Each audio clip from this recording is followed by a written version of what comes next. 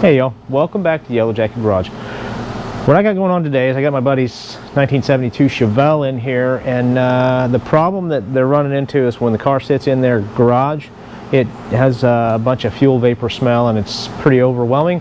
And so what we're going to do is we're going to see if we can't track down where that vapor is coming out of and see if we can't come up with a fix for it. And a tool that I bought, I've wanted one of these for a while, and finally decided that this is a good project to put it on and see how it works, is, whoops, trying to break it. I bought one of these here smoke machines. Picked this up off the floor. I got it off of Amazon, about $100. And it came with the bulb here. You put this in the gas tank, pump it up, and then put the smoke in there. And then actually came with a whole bunch of other adapters and whatnot, so pretty comprehensive kit, and I think that it'll do exactly what I need for what I got. Got my trusty old Everstart battery sitting over here and the hose, and it did come with somewhere in here, I think it's on the bench over there, but plenty of oil, smoke oil and all that stuff to go in there. You fill it up in here and whatnot, but that's another story for another day. If you guys want to hear more about the smoke machine, let me know and I'll do a full workup on it too. But other than that, let's see if we can't find where that smoke is leaking, because when we find the smoke leaking, we're going to find out where those vapors are coming from and making their garage smell like gasoline. And nobody likes their garage smelling like gasoline, especially if it's an overwhelming smell. And the car's been sitting in here for a couple of days, and yeah, I can see where it'd be an issue. And so now we're going to track it down if we can and come up with a fix for it. Let's get to work.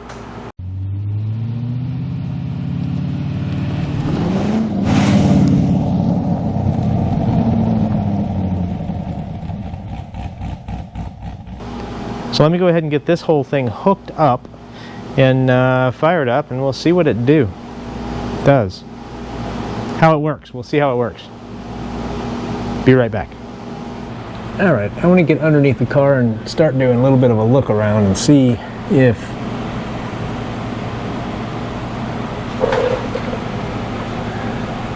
let me see, make sure I can let you guys see what I'm looking at. Okay. Fuel lines, yeah, fuel. Oh, that's a little bit of an abrasion on that fuel line. We'll have to figure something out. Figure out what. I bet you it's rubbing right on top of there. That's not going to be. We'll have to move that around a little bit if we can.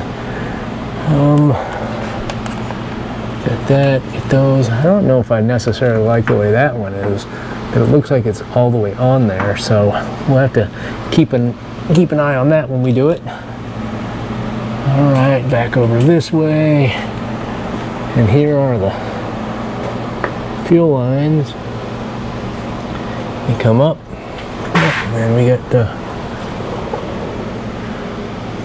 filter here. All right. Now I did go ahead and look underneath the hooded car. There is nothing up under there. This really goes right up into the fuel rail, so it's good where it's at. But I'd put a different clamp on those if it were mine, but they're not leaking or anything, so all right.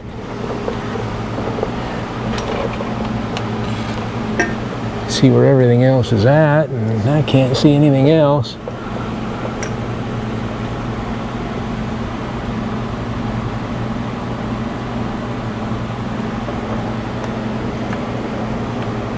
Well, all right, let's go ahead and hook up the smoke machine, see what we got going on.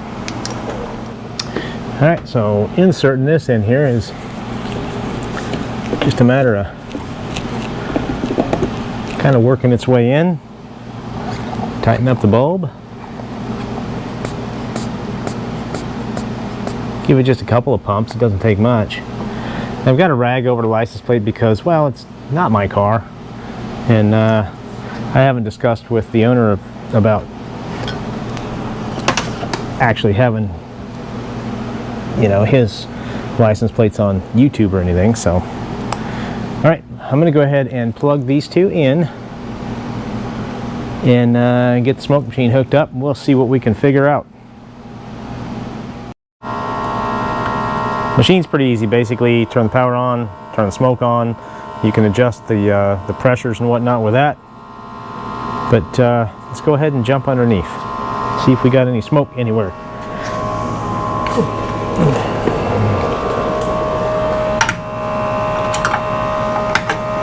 I can smell the smoke machine, so it's working. Oh, we got some coming out of there.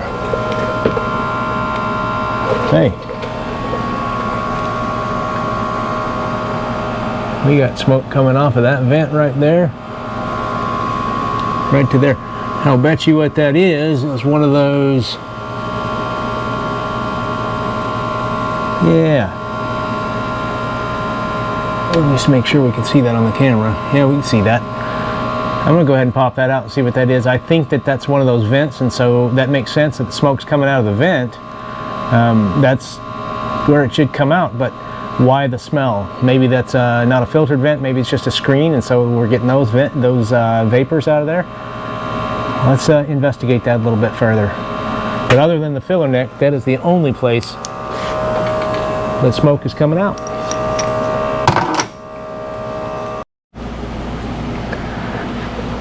All right, so that's exactly what that is it's one of those vented filters, or yeah, and it's just a screened filter, and basically what that does is that'll keep bugs and spiders and whatnot out of your gas tank. So I have an idea, and I think I know what I want to do. So let me see if this makes any sense.